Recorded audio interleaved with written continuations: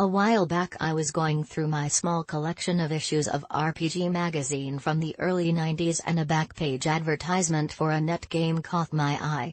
Checking the date on the magazine, 1990, I was surprised, since it seemed to predate widespread adoption of the internet. What could a net game have been? Reading up on the game in the advertisement, At the Edge of Infinity, by /UNT- I discovered the fascinating world of play-by-mail RPGs in 1990s Japan. The ad that started me down this path. What were net games? A net game was a play-by-mail RPG with one world shared by a huge net of players. A given game would typically run for a year, during which you'd have one character and make one move, an in-world action, each month.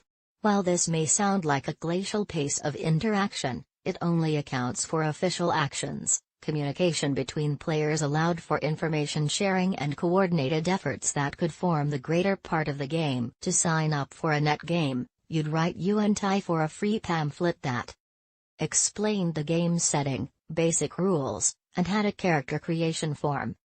After filling in your form and sending it in, you'd get a monthly magazine featuring news from the game world, player-submitted art, columns, in-world classified ads, a list of suggested moves, possibly some unique clues, and a card to submit your turn for the month. Most games had other extras. Game set in Hurai High School included student membership cards, for example.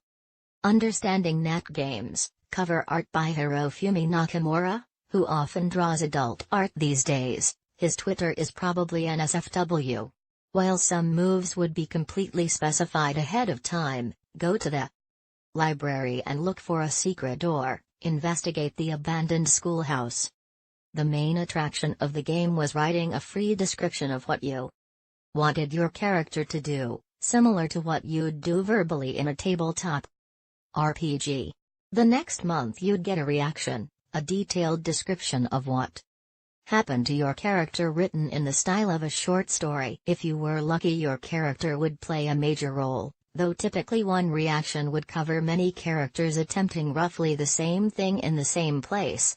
To give some examples from Understanding Net Games, an introductory book that follows an imaginary player. The first month he writes that he goes to the baseball field to practice with the robot he's been working on.